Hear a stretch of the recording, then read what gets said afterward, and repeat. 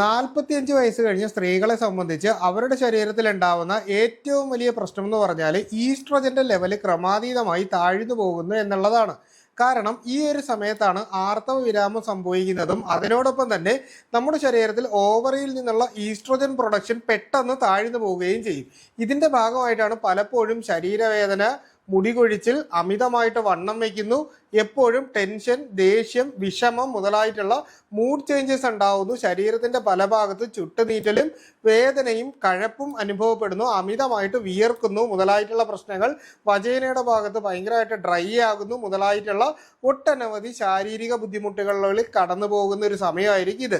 ഇതിന്റെ എല്ലാം അടിസ്ഥാനമായിട്ടുള്ള കാര്യം എന്ന് പറയുന്നത് നമ്മുടെ ഓവറിയിൽ നിന്നുള്ള ഈസ്ട്രോജൻ പ്രൊഡക്ഷൻ ക്രമാതീതമായിട്ട് താഴ്ന്നു പോയി ആർത്തവം അവസാനിക്കുന്നതിന്റെ ഒരു ലക്ഷണമാണ്. അതിനുശേഷം ഇത് കൂടുകയാണ് ചെയ്യുന്നത്. പക്ഷേ ഈ സമയത്ത് നമ്മുടെ എല്ലാവരുടെയും ഒരു ചിന്താഗതി എന്ന് പറഞ്ഞാൽ ഇനി നമ്മുടെ ശരീരത്തിൽ ഈസ്ട്രോജൻ കിട്ടാൻ യാതൊരു മാർഗ്ഗവും ഇല്ലെന്നുള്ളതാണ്. പക്ഷേ നമ്മുടെ ശരീരത്തിൽ കൃത്യമായ ലെവലിൽ ഈസ്ട്രോജൻ മെയിൻറ്റെയിൻ ചെയ്ത് മുന്നോട്ട് പോകുന്നതിന് വേണ്ടിയിട്ടും ഇത്തരത്തിലുള്ള ലക്ഷണങ്ങൾ കുറയ്ക്കുന്നതിനുമായിട്ട് നമ്മൾ കഴിക്കേണ്ട 5 തരത്തിലുള്ള ആഹാരങ്ങളെ പറ്റിയിട്ടാണ് ഇന്ന് ഞാൻ നിങ്ങളുമായിട്ട് സംസാരിക്കുന്നത്. അധികം വലിച്ചു നീട്ടി മറ്റ് അനാട്ടമിയോ ഫിസിയോളജിയോ ഒന്നും പറയുന്നില്ല, ഡയറക്റ്റ് നമുക്ക് ആഹാരങ്ങളിലേക്ക് വരാം.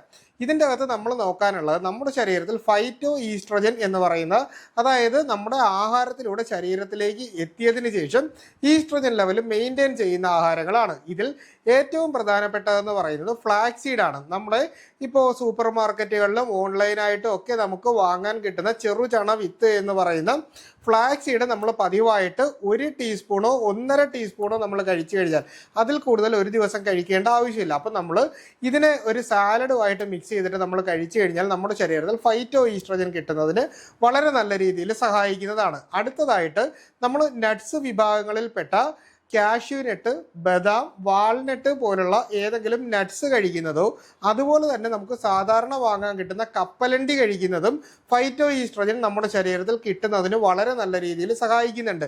ദിവസവും 2 or 3 ഈന്തപ്പഴം നമുക്ക് കഴിക്കാൻ പറ്റുകയാണെങ്കിൽ നമുക്ക് ഈ പറയുന്ന രീതിയിൽ ഫൈറ്റോ ഈസ്ട്രോജൻ മെയിൻറ്റെയിൻ ചെയ്ത് മുന്നോട്ട് പോകാനായിട്ട് സാധിക്കും. രാവിലെ നമ്മൾ വെറും വയറ്റിൽ ചിയാ സീഡ് വെള്ളത്തിലിട്ട് നനച്ചതിന് ശേഷം ഇത് കുതിർത്ത വെള്ളം നമ്മൾ കഴിക്കുകയാണ് എന്നുണ്ടെങ്കിലും നമ്മുടെ ശരീരത്തിൽ ഈ പറഞ്ഞതുപോലെ തന്നെ ഫൈറ്റോ ഈസ്ട്രോജൻ നല്ല രീതിയിൽ കിട്ടുന്നതിന് വേണ്ടിയിട്ട് സഹായിക്കും. പിന്നീട് നമ്മൾ ക്യാരറ്റ് കഴിക്കുന്നതും ക്യാബേജ് കഴിക്കുന്നതും നമ്മുടെ ശരീരത്തിൻ്റെ അകത്ത് ഫൈറ്റോ ഈസ്ട്രോജൻ്റെ ലെവൽ മെയിൻറ്റെയിൻ ചെയ്ത് കൊണ്ടുപോകുന്നതിന് സഹായിക്കുന്ന ആഹാരങ്ങളാണ്. കാരണം എപ്പോഴും മെറ്റബോളിസം ഇംപ്രൂവ് ചെയ്യാനായിട്ട് ഇത് വളരെയേറെ സഹായിക്കുന്നുണ്ട്. നേരത്തെ ഒരു വീഡിയോയിൽ ഞാൻ പറഞ്ഞിട്ടുള്ള എള്ള് നമ്മൾ പതിവായിട്ട്, അതും കറുത്ത എള്ള് നമ്മൾ പതിവായിട്ട് ഓരോ സ്പൂൺ കഴിച്ചു കഴിഞ്ഞാൽ നമ്മുടെ ശരീരത്തിൽ ഫൈറ്റോ ഈസ്ട്രോജൻ കണ്ടന്റ് നല്ല രീതിയിൽ നിലനിർത്തി മുന്നോട്ട് പോകാനായിട്ട് സാധിക്കും. ഇതിൽ നമുക്ക് ചെയ്യാൻ പറ്റുന്ന ഒരു ചെറിയ പ്രിപ്പറേഷൻ എന്ന് പറഞ്ഞു കഴിഞ്ഞാൽ നമ്മൾ ഒരു പിടി അവലെടുക്കുക, അതിൻ്റെ അകത്തേക്ക് ഒരു 3 ടീസ്പൂൺ കപ്പലണ്ടി ഇടുക, ഒരു 4 ടീസ്പൂൺ എള്ളും കൂടെ ഇട്ടതിന് ശേഷം നെയ്യിൽ ഫ്രൈ ചെയ്തതിന് ശേഷം ഒരു പാത്രത്തിൽ അടച്ചു വെച്ചിട്ട് നമ്മൾ ദിവസവും 2 സ്പൂൺ വെച്ച് കഴിച്ചു കഴിഞ്ഞാൽ നമ്മുടെ ശരീരത്തിൻ്റെ അകത്തുള്ള ഫൈറ്റോ ഈസ്ട്രോജൻ മെയിൻറ്റെയിൻ ചെയ്യാനും സ്ത്രീകൾക്കുണ്ടാവുന്ന ഇത്തരത്തിലുള്ള വേദനകൾക്കും മൂഡ് സ്വിങ്സിനും മറ്റ് പ്രശ്നങ്ങൾക്കും ശരീരം അമിതമായിട്ട് ചുട്ടുനീറുന്നത് പോലെയുള്ള പ്രശ്നങ്ങളും ഒഴിവാക്കാനായിട്ട് സഹായിക്കും. തിലക്വാത ചൂർണം എന്ന് പറഞ്ഞ് വൈദ്യരത്നം ഫാർമസിയിൽ ഇതുപോലെ നമുക്ക് എള്ള് കൊണ്ടുള്ളൊരു പ്രിപ്പറേഷൻ വാങ്ങാനായിട്ട് കിട്ടും. ഇത് ഡെയിലി വാങ്ങി 1 ടീസ്പൂൺ വീതം രാവിലെയും രാത്രി ആഹാരത്തിന് അരമണിക്കൂർ മുൻപ് കഴിക്കുന്നത് വളരെ നല്ലതാണ്.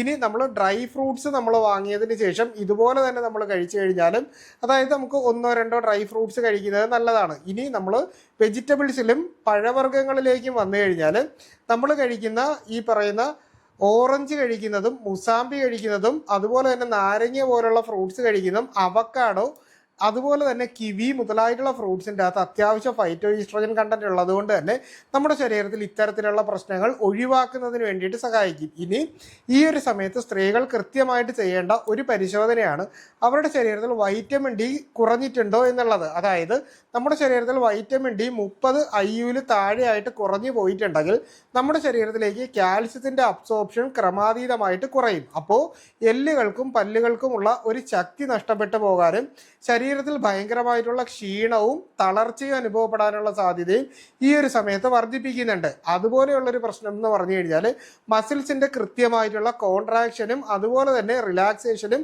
കറക്റ്റായിട്ട് നടക്കത്തില്ല. അപ്പോൾ ഇതുകൊണ്ട് നമുക്ക് പലപ്പോഴും ശരീരത്തിന്റെ പല ഭാഗത്തുള്ള മസിൽസിൽ ശക്തമായിട്ടുള്ള വേദന അനുഭവപ്പെടുന്നത് പോലെ പലർക്കും തോന്നാറുണ്ട്. അപ്പോൾ ഈ പറഞ്ഞ പ്രശ്നങ്ങൾ നമുക്ക് ഒഴിവാക്കാനായിട്ട് സഹായിക്കും. അതുപോലെ തന്നെയാണ് പലപ്പോഴും നമ്മുടെ ശരീരത്തിലുള്ള സെറാട്ടോണിൻ ഹോർമോണും മെലാട്ടോണിൻ ഹോർമോൺ, അതായത് മെലാട്ടോണിൻ ഉറക്കത്തിന് വേണ്ടിയും സെറാട്ടോണിൻ നമ്മുടെ സന്തോഷം അല്ലെങ്കിൽ ഹാപ്പിനെസ് ഹോർമോൺ കുറഞ്ഞു പോകുന്നതിനും ഈ പറയുന്ന ഈസ്ട്രോജനും അതുപോലെ തന്നെ വൈറ്റമിൻ ഡിക്കും നല്ല ഒരു സ്വാധീനമുണ്ട്. അപ്പോൾ ഈ പറയുന്ന രീതിയിൽ വൈറ്റമിൻ ഡി കുറഞ്ഞു പോയി കഴിഞ്ഞാൽ നമുക്ക് ഈ പറഞ്ഞ പ്രശ്നം ഉണ്ടാവും.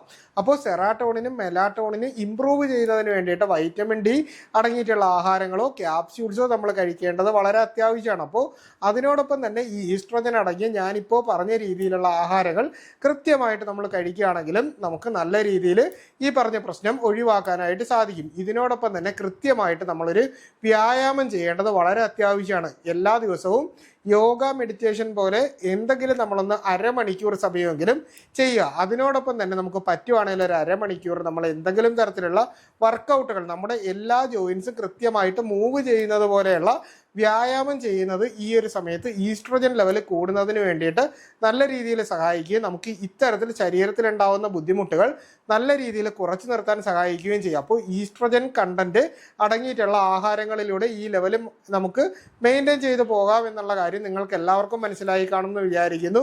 അപ്പോൾ എന്തെങ്കിലും സംശയങ്ങൾ ഉണ്ടെങ്കിൽ നിങ്ങൾ കമൻ്റായിട്ട് ചോദിക്കുക, കൃത്യമായിട്ടുള്ള റിപ്ലൈ നിങ്ങൾക്ക് കിട്ടുന്നതായിരിക്കും. അപ്പോൾ ഇത്തരത്തിലുള്ള പുതിയ അറിവുകളായിട്ട് നമുക്ക് വീണ്ടും മറ്റൊരു അവസരത്തിൽ കണ്ടുമുട്ടാം. അതുവരെ എല്ലാവർക്കും ഗുഡ് ബൈ.